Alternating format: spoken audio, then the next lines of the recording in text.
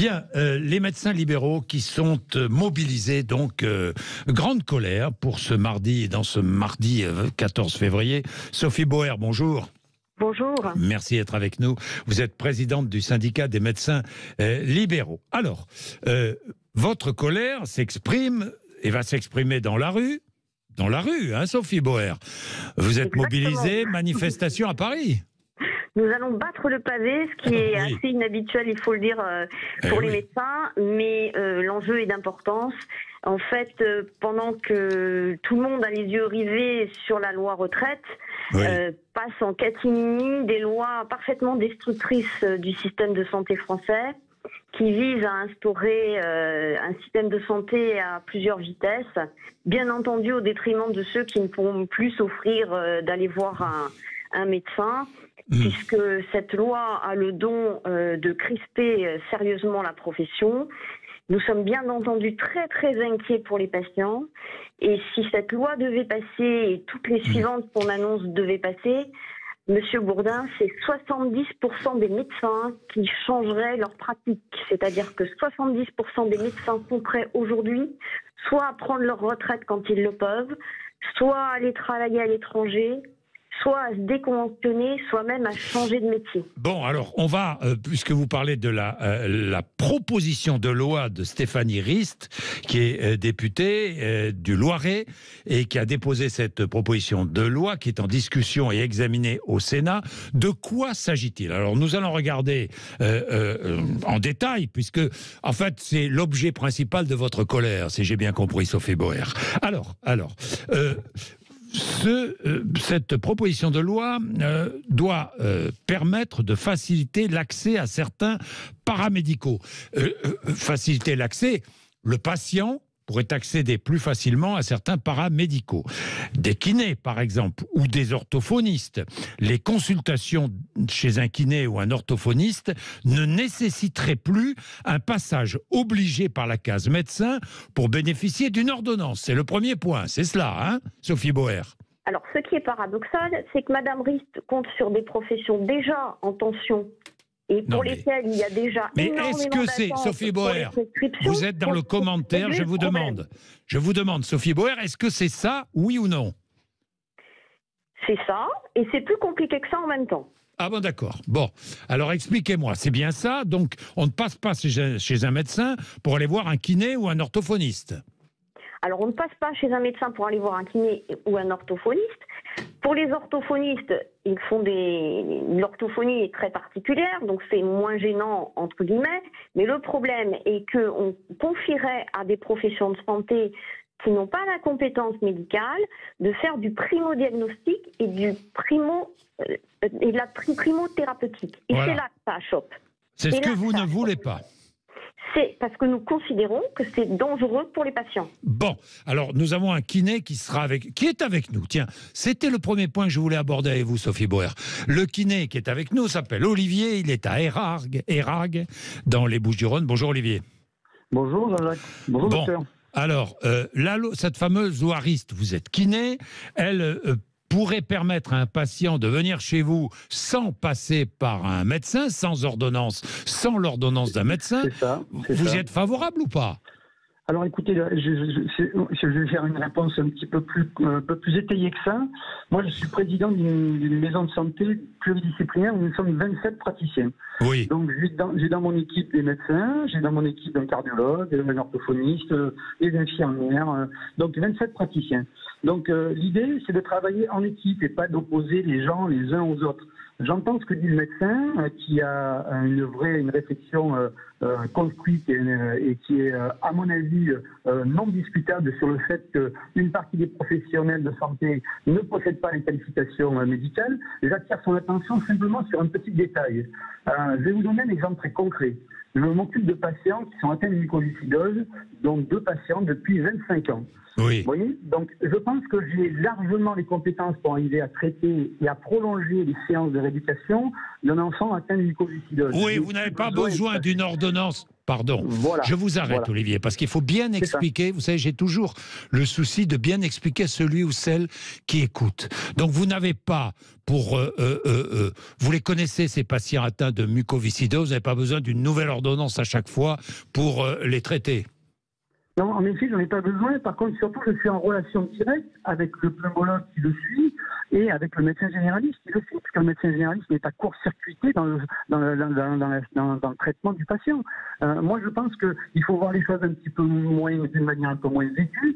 Je pense que ce qui serait intelligent, c'est que, par exemple, je donne un autre exemple sur une UNIPJ. Très vite, parce que la ligne téléphonique n'est pas bonne, Olivier. Oui, très vite. Donc, sur une UNIPJ qui est diagnostiquée à l'hôpital, avec après une rééducation pour une UNIPJ flasque, j'ai la prescription qui est faite par le neurologue. Rien n'empêche le médecin généraliste de suivre son patient régulièrement tous les mois ou tous les 2 mois, je ne sais pas.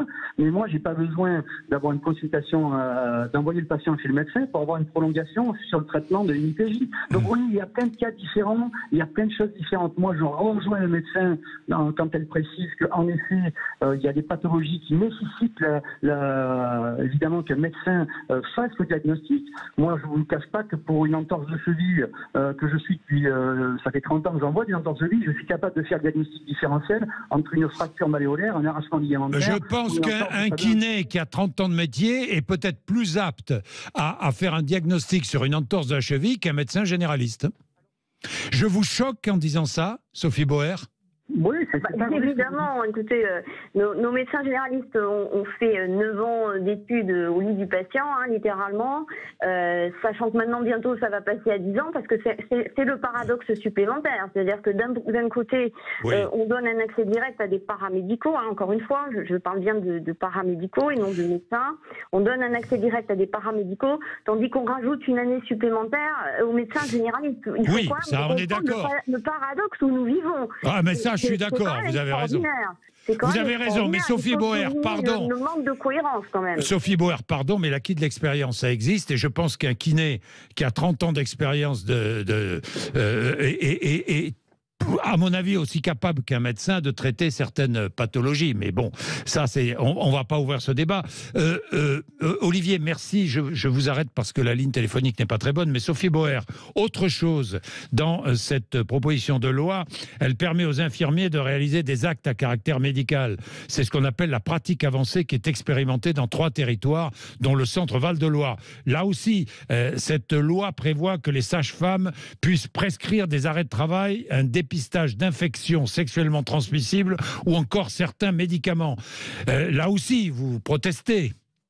Bien évidemment, écoutez, je suis désolée de vous le dire comme ça, mais si la prostate de ces messieurs ont besoin d'un bac plus 12, je ne vois pas pourquoi l'utérus de ces dames pourrait se contenter d'un bac plus 5, voire un bac plus 6, puisqu'on prétend leur rajouter une année supplémentaire. Il y a quand même une solution qui est l'utilisation de la passerelle. Il y a quelques années a été mise en place une passerelle qui ne fonctionne pas, qui est à l'arrêt, qui permet justement aux professions qui ne sont pas... alors, les sages-femmes sont des professions dites médicales, mais elles ne font quand même que 5 à 6 ans d'études.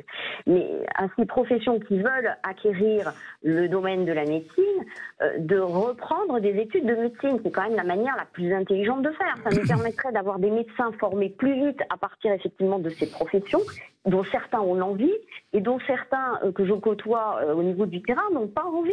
Il faut bien voir aussi que cette demande de pratique avancée n'est pas une demande généralisée, qu'elle soit des kinésithérapeutes mais ça permet... ou des infirmiers de terrain. Vous le savez bien, Sophie Boer, vous savez bien que ça permet un meilleur accès aux soins. C'est l'objectif. Pas du tout. Pas du tout. Demandez aux infirmiers, aux infirmiers, aux infirmières, ce qu'ils vous diront. Monsieur Bourdin, permettez-moi de vous faire remarquer que la loi RIST met en première position c'est ce que je voulais vous dire, des professions qui sont déjà en tension. C'est-à-dire que pour avoir accès à un kinésithérapeute, pour faire une préparation respiratoire préopératoire, et je suis bien placée pour le savoir, il nous faut quelquefois 1 mois, 2 mois, voire 4 mois d'attente. Nous avons des mois d'attente pour faire prendre en charge par une orthophoniste un patient qui a fait un accident vasculaire cérébral. Les délais sont de 1 à 3 ans. C'est-à-dire qu'on a déjà des pertes de chance sur ces patients-là. Et c'est sur ces professions déjà en tension qu'on veut ouvrir grand la porte pour que les patients puissent aller directement. C'est une perte de chance pour les patients qui actuellement bénéficient d'une prescription médicale, parce qu'on va saturer ces professionnels qui le sont déjà, on va les sursaturer. Bien, voilà. Sophie Boer, la colère, c'est cela, mais c'est aussi évidemment, et ça, la colère est tout à fait recevable, la hausse des tarifs de consultation, parce qu'il est inadmissible, je ne sais pas, enfin là je donne mon avis, mais ça fait combien de temps que ça n'a pas été revalorisé ? Ah bah écoutez, si on prend le C de base, c'est-à-dire ce qui sert à calculer tout le reste, à 23 €, il est toujours à 23 € depuis plus de 10 ans maintenant. Voilà. Alors il y a eu un tour de passe-passe dans la convention de 2016 pour reporter l'AG, c'est-à-dire la consultation du généraliste, à 23 plus 2, sauf pour les secteurs 2 bien entendu, puisqu'ils sont toujours punis de leur secteur 2. Et pour les spécialistes, c'était porté par des modificateurs, encore une fois, à 30 €. Vous demandez combien par consultation ? On demande la moyenne européenne, c'est-à-dire 50 €. C'est la moyenne européenne. Pour le pays qui se prétend en 6e ou 7e, maintenant, j'ai perdu le fil, puissance mondiale, ça me semble quand même pas aberrant. Nous sommes actuellement en avant-dernière position européenne devant l'Albanie. Il faut quand même situer les choses. Merci Sophie Boer, merci. Nous aurons l'occasion de revenir sur cette proposition de loi qui est au Sénat de Stéphanie Rist, et puis sur évidemment votre colère, les hausses de tarifs, parce que, et puis il y a aussi le problème de l'installation des jeunes médecins, dans notre débat qu'on avait déjà abordé ici entre 11h et midi d'ailleurs. Merci. Dès 10h47, vous avez votre avis sur la question, est-ce qu'il faut ouvrir les professions médicales, certains actes à des paramédicaux, permettre à des paramédicaux d'effectuer certains actes sans automatiquement arriver chez un paramédical avec l'ordonnance d'un médecin. On en parle. 10h47, à tout de suite. Je change complètement de sujet dans un instant. Parce que le Comité national contre le tabagisme demande l'interdiction des arômes dans les cigarettes électroniques. Ça fait beaucoup de bruit, et tous ceux qui défendent la cigarette électronique, le vapotage, évidemment, sont émus, forte émotion. D'ailleurs, est-ce que vous vapotez pour arrêter de fumer ? Racontez-nous. 0826 300 300, à tout de suite.